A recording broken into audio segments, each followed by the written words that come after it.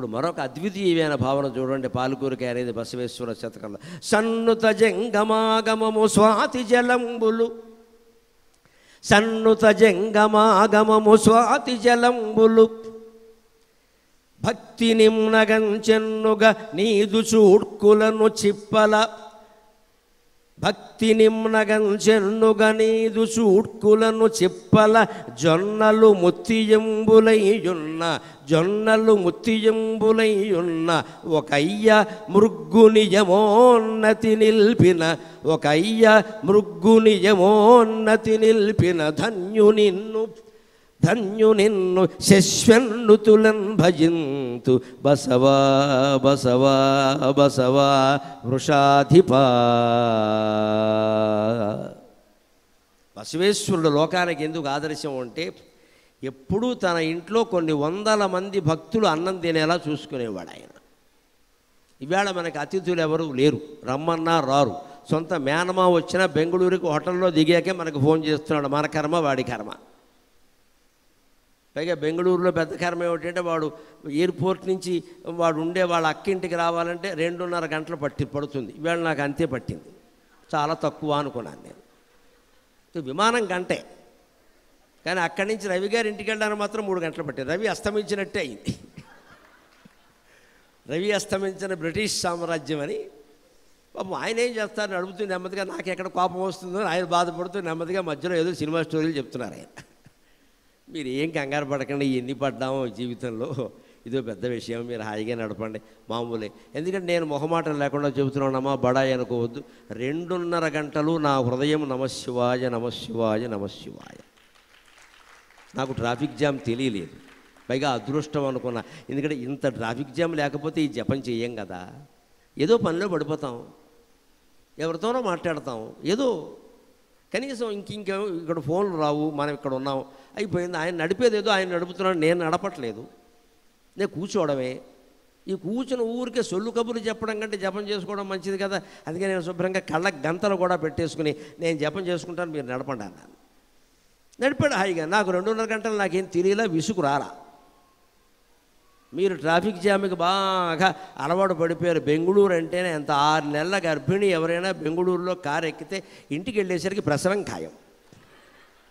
ఆ 3 నెలలు అక్కడ అయిపోతుంది. కానీ దాన్ని మీరు సద్వినియోగం చేసుకోవాలంటే ఏమీ చేయలేరు, మీ చేతుల్లో ఏం లేదు కదా.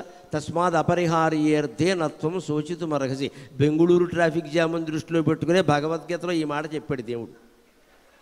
అంటే ద్వాపరయుగం నుంచి బెంగళూరు అలాగే ఉంది. తస్మాత్ అపరిహార్యేర్థే నత్వం శోచితుమర్హసి. నీ చేతుల్లో ఏమీ లేనప్పుడు ఏడవకయ్యా అని చెప్పాడు ఆయన. నువ్వు చేయగలిగింది ఉంటే చెయ్యి. ఇక అలా కూర్చొని ఈ బెంగళూరు ఇంతేనండి, ఈ కాళ్ళు లోపడం దేనికి, ఆ తగలను కూడా యాక్సిలేటర్ తగిలింది లేస్తుంది కారు పైకి, ఊరుకోరాదా. మనం చాలామంది అలవాటు చేసుకోవాలి. ఎందుకంటే ఈ బెంగళూరు ట్రాఫిక్ జామ్ అని కనుక మీరు నమశివాయ అనే పంచాక్షరి జపానికి ఉపయోగిస్తే బెంగళూరు వారికి సమర సౌఖ్యాలు వస్తాయి, సమస్త సౌఖ్యాలు వస్తాయి. ఆపదలను సైతం సంపదలుగా మార్చుకోవడం, making disadvantage as an advantage.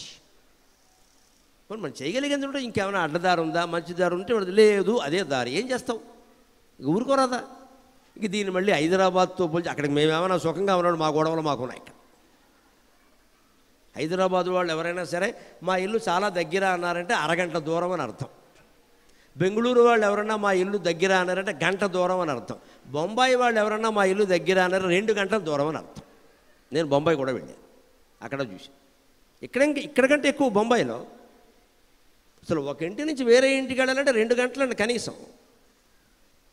వాళ్ళు పడుతున్నారు. నీ చేతిలో లేని సమస్య గురించి నువ్వు ఎప్పుడూ బాధపడాల్సిన అవసరం లేదు మిత్రమా. భగవద్గీత సహా సమస్తం చెబుతున్నమాట. అంచేది అతిథులు ఎవరు వచ్చేసి వాడు మన ఇంటికి వచ్చేవాళ్ళు ఎవరు, మనకు ఆ తలనొప్పి లేదండి అసలు. ఎవరు వండి పెట్టక్కల. ఇప్పుడు పైగా ఇళ్లలో అన్నం పెట్టేవాళ్ళు ఎవరు ఉన్నారండి, ఆర్డర్ పెట్టేవాళ్ళే ఉన్నారు. ఆర్డర్ పెడతారు, అన్నం పెట్టరు. నేను ఇది పెట్టుకుంటున్నా, నీకేం పెట్టమంటావు, కొరువు పెట్టు, సరిపోతుంది ఇక్కడ. నేను ఇది పెట్టుకుంటున్నా, నీకేం పెట్టమంటావు, కొరువు పెట్టు, ఎవరికి ఏం పెట్టక్కర్లేదు. ఇక్కడ అన్నం పెట్టేవాళ్ళు లేరు, ఆర్డర్ పెట్టేవాళ్ళు ఉన్నారు ఇక్కడ. ఇంకా మంచి అతిథులు కూడా మనకు లేదు. కానీ ఎప్పుడు దాన ధర్మాలు చెయ్యాలి. మనం సంపాదించుకున్న దాంట్లో పూర్వకాలపు ధర్మశాస్త్రాల ప్రకారం 4వ వంతు దాన ధర్మాలు చేయమన్నారు. ఇంకో మాట కూడా ధర్మశాస్త్రాలు చెప్పింది చెప్తే మానవుని భోగాలకు ఎప్పుడు తక్కువ ప్రాధాన్యం ఇవ్వలేదండి హిందూ ధర్మశాస్త్రం.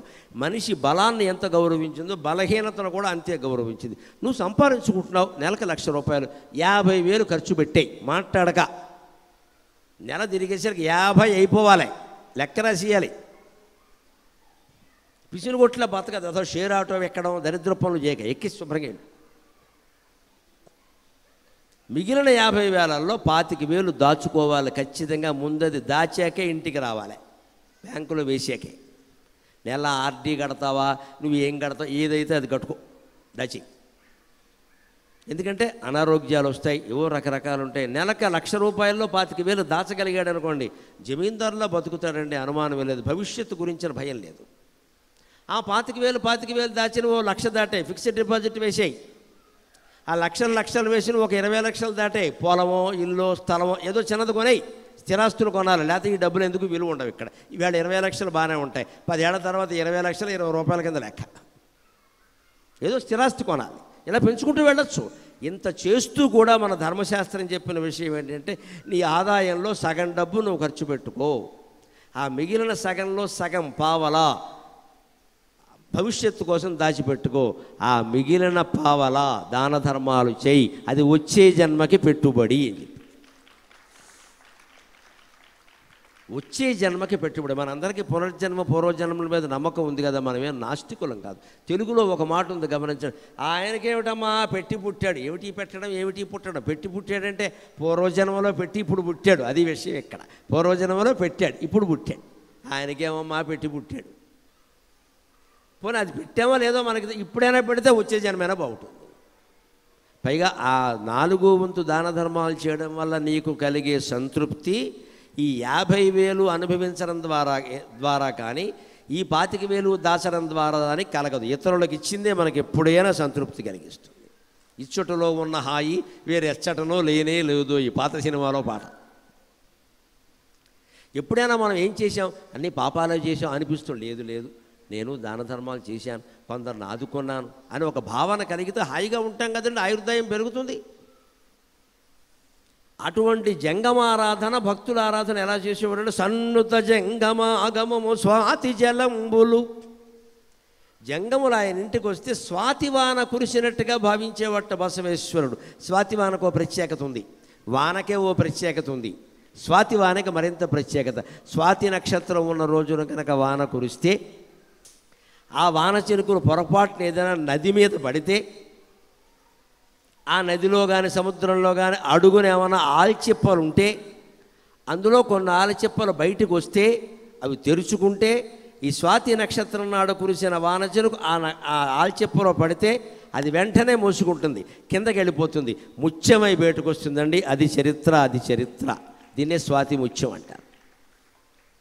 నీటి పొట్టు ముత్యపు చెప్పులో పడితే ముత్యం అవుతుంది, ప్రతి నీటి పొట్టు అవుతుంది. స్వాతి అక్కల్లా ఏ రోజు కురిసినా అవుతుంది. కానీ మామూలుగా నీటి పొట్టు ముత్యం అయితే ₹2 2,000 ఉంటుంది. స్వాతి నక్షత్రం నాడు కురిసిన వానతో కనుక ఆ ఆలిచిప్ప ముత్యం అయితే 2 లక్షలు ఉంటుంది. ఆ ముత్యం 2 లక్షలు ఉంటుంది. దాని క్వాలిటీ వేరు. ముత్యాల వర్తకులు చూస్తారు, ఇది స్వాతి ముత్యం అండి అంటారు.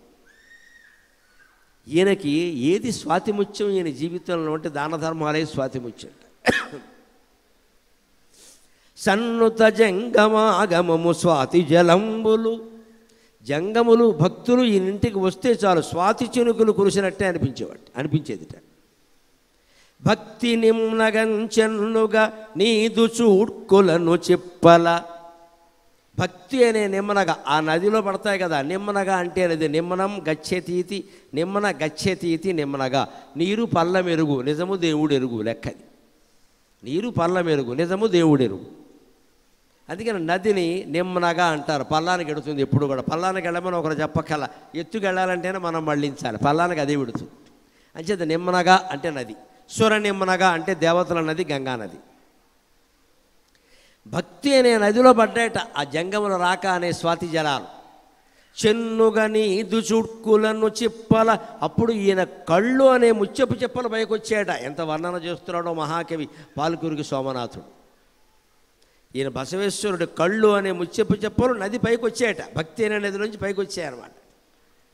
చిప్పల నీదు చూడ్కులను చిప్పల జొన్నలు ముత్తియంబులైయున్నా. ఇది ఒక మహామహిమ, భక్తుడైన వాడు చూపించిన మహిమ. బసవేశ్వరుడి దగ్గరికి ఒకసారి ఒక శివభక్తుడు వచ్చి, అయ్యా నేను మొక్కుకున్నాను కంగారులో, మా అబ్బాయికి ఇంట్లో పెద్ద వ్యాధి వచ్చిందండి, ఎంతమంది వైద్యులకు చూపించినా తగ్గలేదు, అంచేత నేను ఇది తగ్గితే శివుడికి ముత్యాల రాశితో అభిషేకం చేస్తానని మొక్కుకున్నానండి. ఏదో ఆవేశంలో అనేశాను, మా ఆవిడ కంగారు పడుతుంటే చూడలేక మొక్కేశాను. నా దగ్గర ముత్యాలు ఎక్కడ ఉన్నాయండి, ధాన్యం గింజలు కూడా లేవు. బసవేశ్వర అందరికీ దాన ధర్మాలు చేస్తున్నావుట, నువ్వే దిక్కయ్యా అని బసవేశ్వరుడికి నమస్కారం చేస్తే, కంగారు పడకయ్యా, శివభక్తుడైన వాడు మొక్కుకుంటే ఆ మొక్కు నేను తీరుస్తా, నువ్వు తీర్చాల్సిన పనేమి లేదు అని ఇక్కడ కూర్చో అని తన ఇంటి ముందున్న జొన్నల రాశి, జోడదార రాశి అంటూ ఉంటారు కదా, ఆ జొన్నల రాశికేసి ఒక్కసారి బసవేశ్వరుడు తన అపారమైన పంచాక్షరీ జప తేజస్సుతో ఉన్న కళ్ళతో ఒక్కసారి చూసేట, ఆ జొన్నల రాశి మొత్తం ముత్యాల రాశిగా మారిందిట భక్తి ప్రభావం కారణం. భక్తుల విషయంలో ఇది ఏమాత్రం అసాధ్యం కాదు, శంకించవలసిన అవసరం లేదు, ఎప్పుడైనా జరుగుతుంది. దేవీ భాగవతంలో చెబుతారు ఒక మాట, కర్తుం అకర్తుం అన్యథా కర్తుం, అనుకున్నది అనుకున్నట్టు చేయడానికి, అకర్తుం అనుకున్నది కాకుండా చేయడానికి, అది అవ్వాలి కానీ ఇంకో రకంగా అవ్వాలంటే ఆ రకంగా చేయడానికి భక్తిని మించిన సాధన లేదండి. అందుకే నేను ఒక్కసారి కంగారు పడకయ్యా, నా దగ్గర ఉన్నవి జొన్నలే, మరి జొన్నలతో కాదు కదా నువ్వు మొక్కుకున్నది ముత్యాలతో కదా అని జొన్నల రాశికేసి చూసేట్టు ఒక్కసారి. జొన్నలు ముత్తియంబులైయున్న ఒకయ్య ముగ్గు నిజమోన్నతి, ఒకయ్య ముగ్గు నిజమోన్నతి నిల్పిన ధన్యు నిన్ను. అటువంటి ఒక భక్తుని యొక్క శివుడికి ముగ్గుతో, ముత్యాల ముగ్గుతో నేను పూజ చేస్తా, అభిషేకం చేస్తా అని ఒక భక్తుని మొక్కు చెల్లించిన నిన్ను శశ్వన్నుతులన్ భజింతు బసవా బసవా బసవా వృషాధిపా. శశ్వన్నుతులు, ఇది బాట బాగా గుర్తుపెట్టుకోవాలి. భగవన్నుతికి సమయం లేదు. శశ్వత్ అంటే శాశ్వతంగా, శశ్వత్ అనే మాట నుంచి శాశ్వతం అనే మాట వచ్చింది. ఎప్పుడూ భగవంతుడిని నుతించవలసిందే. ఒక్క ఉపాయం చెబుతానండి. మనలో చాలామందికి నిద్ర పట్టని జబ్బు ఉంది, అది జబ్బు అనద్దు పోనీ ఇబ్బంది అందాం, ఉంది, చాలామందికి ఉంది. ఈ కాలంలో చాలామందికి నిద్ర పట్టట్లేదు. 2 జబ్బులు బాగా ఉన్నాయి. ఒకటి తిన్నది అరగడం లేదు, రెండోది పడుకుంటే నిద్ర పట్టట్ల. ఈ రెండే. పైగా ఈ జబ్బులు 2 బాగా డబ్బున్న వాళ్ళకే ఉంటాయి, డబ్బు లేని పడుకుంటాం. వాడు ఏది ఉంటే తినేస్తాడు, వెంటనే పడుకుంటాడు, మళ్ళీ పనికి వెళ్ళాలి పొద్దున్న. బాగా డబ్బులు ఉన్నవాడికి నిద్ర పట్టదు. ఇంకా ఈ డబ్బులన్నీ ఏం చేసుకోవాలి, ఎవరన్నా పట్టుకుపోతారేమో, గవర్నమెంట్ వాళ్ళు చూస్తే ట్యాక్స్ కట్టమంటారేమో, లేకపోతే కొడుకో కోళ్ళో కూతురో అల్లుడో చూస్తే వాళ్ళు ఏదో అడుగుతారేమో, వాళ్ళ మీద అనుమానమే. పూర్వం రోజుల్లో అయితే ఆ రోజుల్లో ఒక 100 ఏళ్ల క్రితం ఎవరైనా ₹1,00,00,000 సంపాదించారనుకోండి, ఆ సంపాదించడమే అబ్బురం, పైన ఓ జెండా పెట్టేవారండి. కోటికి పడగెత్తడం అంటే అదే తెలుగులో జాతీయ పడగ అంటే జెండా, పాము పడగ కాదు. పడగ అంటే జెండా, తెలుగులో పడగ అంటే జెండా. ఆయన ఇంటి మీద సిమెంటుతో ఓ జెండా చేయించేవాడు, స్తంభం అలాగా. నేను కోటీశ్వరుణ్ణి చెప్పుకునేవాడు హాయిగా. ఆ ఊరికి ఎవరన్నా అతిథులు వస్తే ఆయన ఇంటికే పంపించేవాడు. అదిగో కోటికి పడగెత్తారండి జెండా, ఆయన ఇంటికి వెళ్ళండి అనేవాడు. ఆయన హాయిగా ఆనందంగా పెట్టేవాడు. అంతేకాదు, ఊళ్ళో ఏదైనా ఆలయం కట్టినా, బడి కట్టినా ఆయనే ముందు సందా ఇస్తానండి, నా దగ్గర ఉన్నా నేను ఇస్తాను, ఇంత హాయిగా ఉండేవారండి. ఇవాళ ధనవంతుల కర్మ ఎంత తగలబడిపోయిందంటే, వాడి దగ్గర డబ్బు ఉన్నట్టుగా భార్యకు కూడా చెప్పడం, పట్టుకుపోతుందేమో అని బెంగ. గవర్నమెంట్కి అసలే చెప్పడు, పక్కవాడికి అంతకంటే చెప్పడు, బంధుమిత్రుడికి చెప్పడు, ఎందుకంటే వాడు అప్పడుగుతాడేమో ఇవ్వడేమో అని బెంగ. అంటే ఇన్ని కోట్లు సంపాదించి కూడా ఎవడికి చెప్పకుండా కుళ్ళు బతకాల్సి వస్తుంది. అంత డబ్బు అవసరమా? మనం స్వేచ్ఛ లేదు మనకి. జీవితంలో ఎప్పుడు 2 సుఖాలు ఉంటే వేరే సుఖం అక్కల్లా. మనం సుఖపడుతున్నావా లేదా అనడానికి 2 ఉదాహరణలు. తిన్న అన్నం 2 గంటల్లో అరిగిపోవాలి, పడుకున్న తర్వాత 2 నిమిషాల్లో గుర్రు పెట్టేయాలి. వాడు ఇంకా మహారథి, తిరుగులేదు, ఇంకా వాడి జీవితం బ్రహ్మాండంగా ఉంటుంది. పడుకున్నామంటే 2 నిమిషాల్లో నిద్ర పట్టేయాలి. అన్నం తిన్నాం 8 గంటల కంటే 10ంటికి పడుకునే సమయానికి అన్నం అరిగిపోవాలి. నిజానికి శాస్త్రం ప్రకారం అరిగిపోయాకే పడుకోవాలి. ఆ 2 కావాల్సింది. ఇవాళ చాలామందికి ఈ 2 సౌఖ్యాలు లేవు. అందుకే శశ్వన్నుత, మనకి నిద్ర పట్టట్లేదు కాబట్టి ఓ పని చేద్దాం. వెళ్ళకెలా పడుకుని మంచం మీద గుండెల మీద చేతులు వేసుకుని హాయిగా నమ శివాయ నమ శివాయ నమ శివాయ అని జపం చేసుకుంటే నిద్ర పట్టకపోయినా జపఫలమైనా వస్తుంది. ఎప్పుడో పడుతుంది నిద్ర, ఇంకో గంటకి. ఏమైంది ఇప్పుడు నష్టం? ఓ ఏళ్ల తరబడి పడుకున్నాం, ఇంకెవరా మంచానికి అతుక్కుపోవాలి ఏంటి ఇక్కడ? అంతేగాని లేవడం, మంచినీళ్ళు తాగడం, మన శని మళ్ళీ పక్క వాళ్ళని కూడా లేపడం, నిద్ర పట్టట్లేదు. ఏం చేయమంట? ఆవిడ ఎందుకు లేకపోయి లేక, ఆవిడ సుఖంగా పడుకుంది కదా. లేకపోతే టీవీ పెట్టడం, ఫోన్ తీస్తారు. ఇప్పుడు టీవీ దాకా ఏంది, ఇది ఉందిగా మనకి అరచేతిలో శ్మశానం. ఇది మనకి అరచేతిలో వైకుంఠం ఉండేది, ఇప్పుడు అరచేతిలో శ్మశానం. ఫోన్ తీసి కెలుకు, బాగా కెలుకు. జీవితాన్ని చెలకడం తెలియదు, ఫోన్ కెలకడమే. కెలుకు, ఎవడేం పెట్టాడు. ఇప్పుడు 1 గంటక ఏం చేస్తావు? కెలికి. నిద్ర పట్టట్లేదు. నిద్ర పట్టకపోతే ఫోన్ చూస్తే ఇంకా పట్టదు. సుఖంగా కళ్ళు తెరవకుండా ఉండాలండి. ఎప్పుడు నిద్ర పట్టడానికి ఒక ఉపాయం ఉంది. నిద్ర పట్టినా పట్టకపోయినా పొద్దున్న లేచి మన పనులన్నీ మనం చేసుకోవాలి. నిద్ర తాలూకు బద్ధకం ఉండద్దు. అంటే ఓ సన్నటి తువ్వాలు కానీ, రుమాలు కానీ, లేకపోతే విమానంలో ఇస్తారు ఐ మాస్క్ అని, కళ్ళ గంతలు లాంటి, అవి కానీ పెట్టుకుని పడుకోవాలి. కళ్ళు తెరవద్దు అంతే. నిద్ర పట్టిని పట్టకోవాలి. కళ్ళు తెరవకుండా పడుకుంటే అలసట తీరిపోతుంది మొత్తం. నిద్ర పట్టినట్టే ఉంటుంది. మీరు చేసి చూడండి, హాయిగా ఉంటుంది. పొద్దున్నే కళ్ళు ఎర్రగా ఉండవు, మామూలుగానే ఉంటాయి. ఇది కళ్ళు తెరవలేదు నువ్వు. ఎందుకంటే నిద్ర పట్టడం మన చేతుల్లో లేదు మిత్రమా. కళ్ళు తెరవకుండా ఉండడం మన చేతుల్లో ఉంది. మన చేతుల్లో ఉన్న చేద్దాం, ముందు లేదు మనకెందుకు. అప్పుడేదో ఫోన్లు తీసి, పుస్తకాలు తీసి, పక్క వాళ్ళతో మాట్లాడి దేనికి ఇవన్నీ? ఇదే సౌఖ్యం. అలా ఉండగలిగితే అంతే. అందుకని శశ్వన్నుత అంటే ఎప్పుడూ భగవంతుడు స్థుతించాలంటే, నేను ఇందాకే ఒక అవకాశం చెప్పాను మీకు, ట్రాఫిక్ జామ్. రెండోది ఇది నిద్ర పట్టిన సమయం. అప్పుడు మీరు లేచి ఆఫీస్ పని చేయడానికి ఏం లేదు, ఎవరికి ఫోన్ చేయడానికి కూడా ఉండదు. వాడిని ఎందుకు చంపుతావు అర్ధరాత్రి 2ంటికి? ఈ పని చేయొచ్చు కదా, సుఖంగా ఉంటుంది కదా.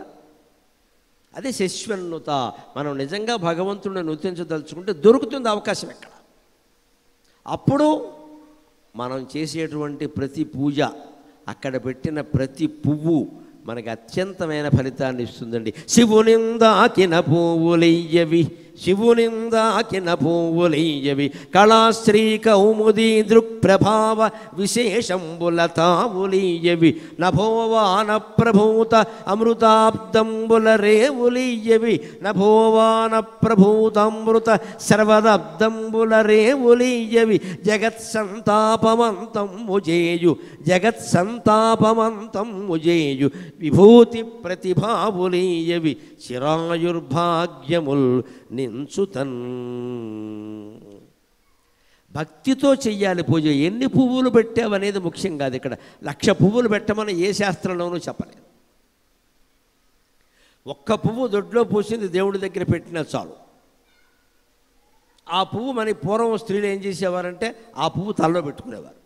అది చెయ్యాలి ఖచ్చితంగా. పూజ చేసాము అంటే ఆ పువ్వు 1 గంట పోయాక తీసుకుని స్త్రీలు శిరస్సులో ధరించాలి. ఇప్పుడు ధరించడానికి శిరస్సు పువ్వులు ధరించేంత విశాలంగా ఉంటే కదా. కొత్తిమీర కట్ట ఏం ధరిస్తావు?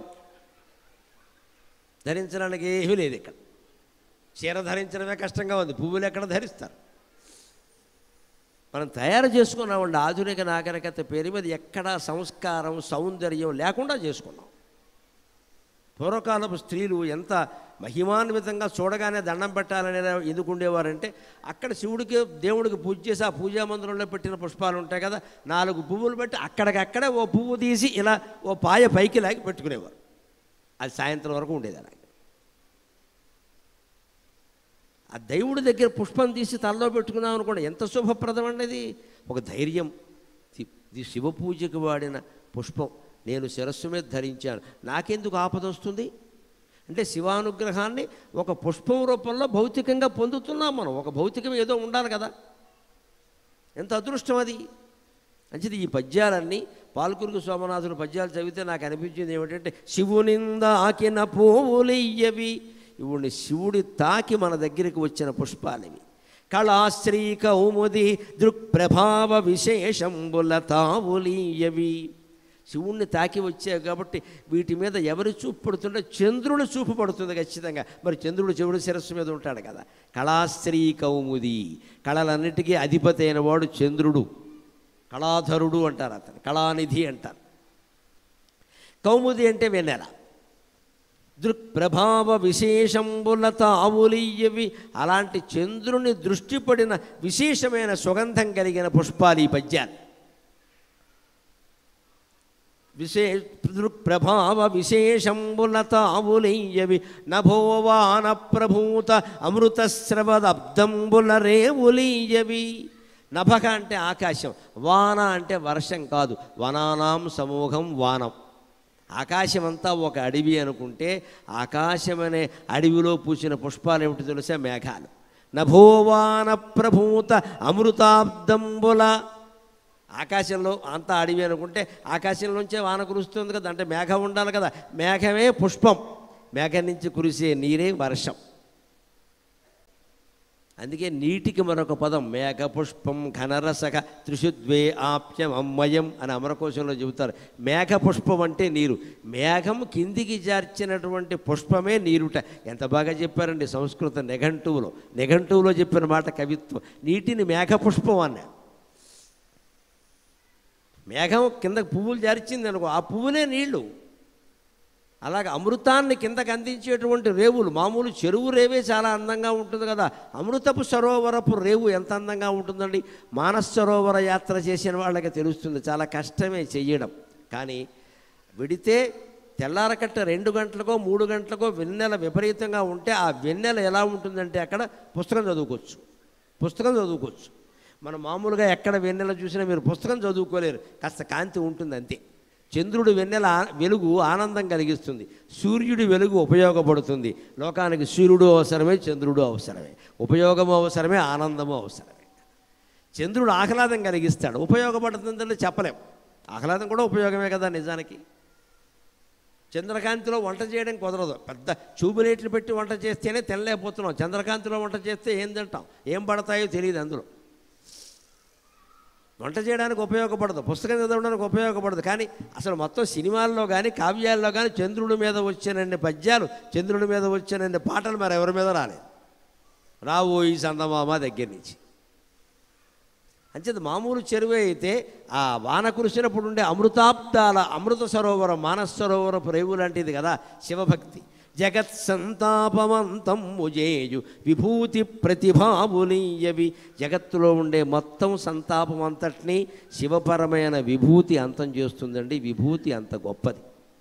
ఇప్పటికీ శైవ కుటుంబాలలో ఆడ మగ భేదం లేకుండా విభూతి ధరిస్తారు.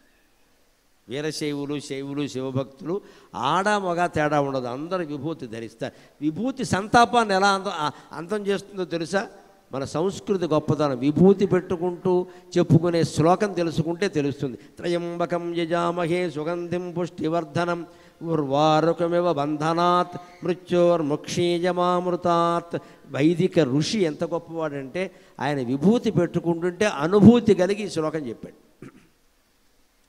విభూతి ఎంత జాగ్రత్తగా పెట్టుకున్నా సరే కొన్ని రేణువులు నేల మీద రాలుతాయి, రాలకుండా పెట్టుకోవడం కష్టం. ఇలా అంటుంటేనే రాలిపోతాయి. జీవితంలో కూడా అంతే, కొన్ని బంధాలు రాలిపోతాయి, మనం ఏం చెయ్యలేం. నువ్వు దేన్ని రాలగొట్టక పని కట్టుకుని అవి రాలిపోతాయి. రాలిపోయే బంధాన్ని రాలిపోని పట్టుకుని కూర్చోవలసిన పని ఏం లేదు, ఉన్నవాటిని కాపాడుకోవచ్చు. విభూతి పెట్టుకుంటే విభూతి మిగిలింది, కొన్ని రేణువులు రాలిపోలేదా, కింద పడిన దాన్ని మళ్ళీ ఎవడు విభూతి పెట్టుకోడండి, ఇంకా వదిలేస్తాడు ఆ విషయం. రాలిపోయిన బంధాలు, పోయిన సొమ్ములు, పోయిన పదవులు, పోయిన పీఠాలు అన్నీ వదిలే, ఇంకా అయిపోయింది అది. అక్కడే ఉపాయం ఏం చెప్తున్నా అంటే వైదిక ఋషి త్రయంబకం యజామహే సుగంధిం పుష్టివర్ధనం. ఈ 3 రేఖలతో విభూతి పెట్టుకోవడం. ఎందుకంటే త్రయంబకం 3 కళ్ళు కలిగిన శివుడు ఉన్నాడు కదా, అందులో 3వ కన్ను తెరుచుకోవడానికి జ్ఞాననేత్రం ఇక్కడ ఉంటుంది. ఈ 2 కళ్ళు అడ్డంగా ఉంటాయి, 3వ కన్ను నిలువుగా ఉంటుంది, తేడా అది. అందుకే మీరు తెలుగు భాష గమనించండి గొప్పతనం. ఈ అడ్డకళ్ళతో మనం ప్రపంచాన్ని చూడబట్టి అన్నీ అడ్డగోలుగా కనిపిస్తున్నాయి మనకి. నిలువు కన్ను తెలుసుకునే వరకు మన బతుకులు ఇంతే. తెలుగులో అడ్డం అనే మాట ఎలా వాడతారు? అడ్డంగా వచ్చాడు, అన్నిటికీ అడ్డం అవుతాడు, అడ్డంగా మాట్లాడతాడు, అడ్డగోలు మనిషి. అడ్డం అనే దాన్ని వ్యతిరేకార్థంలో వాడుతున్నాం. అదే నిలువు, నిలబడ్డాడండి, నిలబెట్టాడండి, నిలువెత్తు మనిషి అని పాజిటివ్ అర్థంలో వాడుతున్నాం. అంచేత అడ్డకళ్ళు మన మాయ చేస్తున్నాయి. నిలువు కన్ను ఉన్న శివుణ్ణి ఆరాధిస్తే మనం ఆ మాయ నుంచి బయటపడతాం. దీన్నే రుద్రాక్ష అన్నారు. రుద్ర శివుడు, అక్ష అంటే కన్ను. ఆ నిలువు కన్ను ఎలా ఉంటుందంటే సరిగ్గా రుద్రాక్షకాయ గగ్గులు గగ్గులుగా ఉంటుంది. అది ఉసిరికాయలా ఉండదు, అది అలా ఉంటుంది ఈ కన్ను. పైగా అది నిలువుగా ఉంటుంది. నువ్వు ఈ సృష్టిని నిలువుగా చూడాలి, అడ్డంగా చూస్తున్నావు ఇప్పుడు దరిద్రం కొద్దీ, అందుకని అడ్డంగానే కనపడుతుంది మనకి. అందుకని రుద్రాక్ష.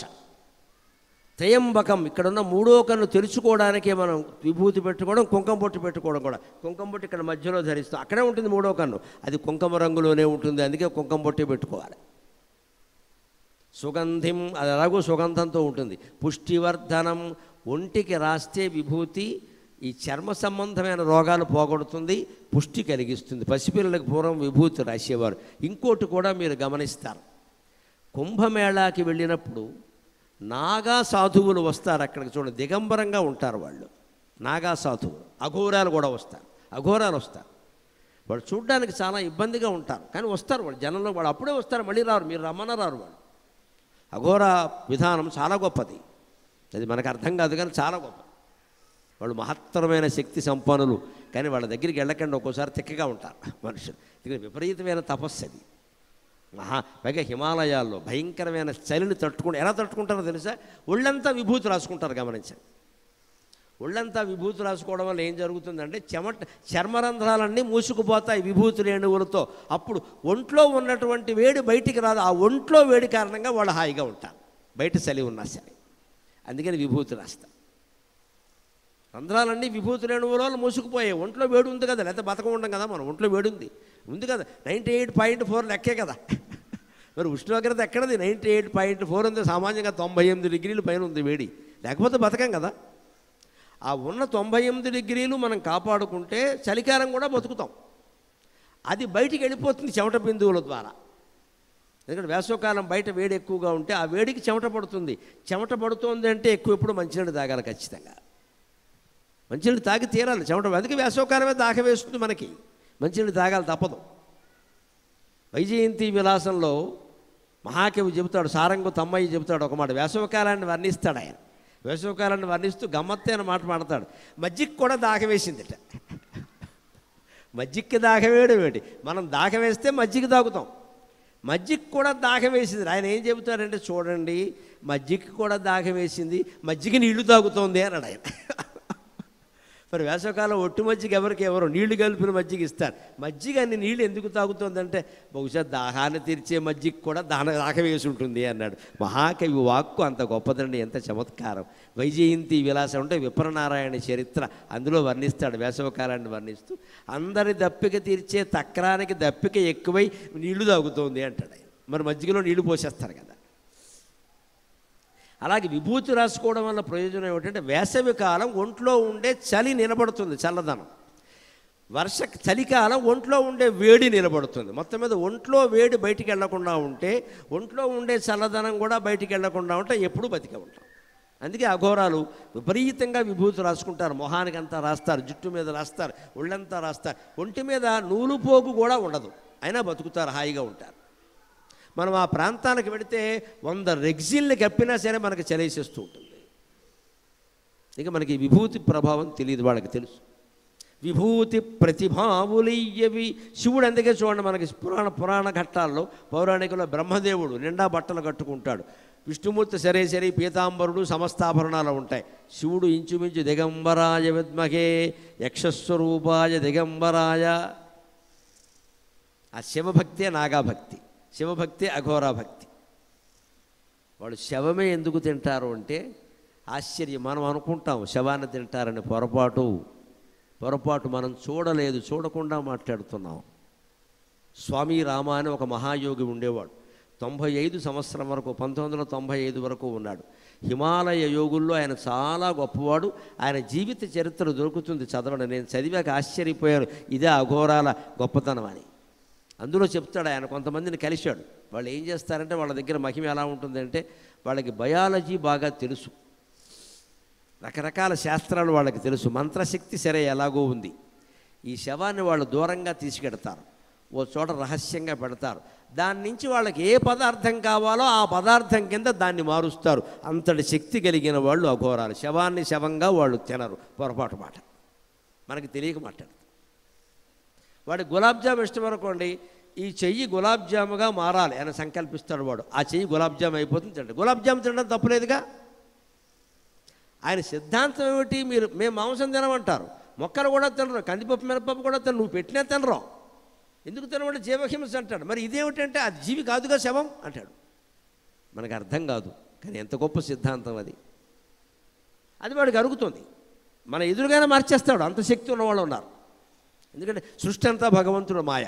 తపశ్శక్తి ఉన్నవాడు ఏ వస్తువుని ఏ వస్తువుగానైనా మార్చగలడు. అనుమానం అణువులండి, సైన్సే అందులో ఉన్నది. ఇందులో మాయల సైన్స్. అణువులు, ప్రతి పదార్థము అణువులతోనే తయారైంది. అణువుల సంయోగాన్ని మారిస్తే పదార్థం మారిపోతుంది, అనుమానం ఏమీ లేదు. పూర్వకాలం మంత్రశక్తి ద్వారా దాన్ని సాధించారు. ఇప్పుడు తంత్రశక్తి ద్వారా, యంత్రశక్తి ద్వారా సాధిస్తున్నారు. ఒక బంగారపు ఆభరణం ఉంది ఉదాహరణకి. ఈ ఆభరణం ఇది కంకణంగా కాదండి, ఇది కొంచెం 2 గాజులు చేయాలి అన్నాం అనుకోండి. మరి ఆడవాళ్ళు వేసుకునే గాజులు వేరు, ఈ కంకణం వేరు కదా. దీన్ని 2 గాజులు చేయాలంటే స్వర్ణకారుడు ఏం చేస్తాడు? ముందు దీన్ని కరిగిస్తాడు. ఇలా ఉండగా గాజులు అవ్వదు, కరిగిస్తాడు. కరిగించినప్పుడు ఏమైంది? ముడి బంగారం అయింది. ఆ ముడి బంగారాన్ని మళ్ళీ 2 గాజులుగా మారుస్తాడు. అంటే దాంట్లో ఉండే బంగారపు అణువుల్ని మార్చాడు. మారిస్తే కంకణం 2 గాజులు అయిందా లేదా? ఆకారాన్ని బట్టి దాన్ని కంకణం అన్నావు, ఆకారాన్ని బట్టి దీన్ని గాజు అన్నావు. కానీ బంగారం ఒకటేగా. పైగా కొత్తగా నువ్వు బంగారం ఏం పెట్టలా, అక్కడున్న బంగారమే మారింది. సరిగ్గా భగవంతుడు ఈ సృష్టి అంతట్లో ఎప్పటికప్పుడు అణువుల సంయోగాన్ని మారుస్తాడు. పరమాణు సంయోగం ద్వారా సృష్టి మొత్తాన్ని మారుస్తాడు. అదే భగవన్ లీల. దాన్నే లలితా సహస్రంలో 4 మాటల్లో చెప్పారు. పరంజ్యోతి పరం ధామ పరమాణు పరాత్పరా. పరంజ్యోతికి గొప్ప వెలుగు అమ్మవారి శక్తి. పరంధామ గొప్ప తేజస్సు. పరమాణు, పరమాణువులో కూడా ఆ తేజస్సు ఉంది. పరాత్పర, పరము కంటే పరమైనది. దీన్నైనా ఎలాగైనా మార్చగలుగుతుంది. అంతా మనస్సంకల్పమే. విభూతి ప్రతిభావులు ఇవి, విభూతి మహత్యమది. అందుకే మన వాళ్ళకు కూడా ఒక సెంటిమెంట్ కోసం విభూతి పెట్టడం కాకుండా పసిపిల్లల్ని పడుకోబెట్టినప్పుడు కాస్త విభూతి రాయడం ప్రతిరోజు అలవాటు చేసుకోవాలి. శివాలయంలో దొరుకుతుంది, హాయిగా అలవాటు చేయాలి. చర్మరోగాలు రావు. చెమట పట్టినా బాగుంటుంది, వేడైనా బాగుంటుంది, చలైనా బాగుంటుంది, దేన్నైనా తట్టుకుంటారు వాళ్ళు. శిరాయుర్భాగ్యముల్ నించుతన్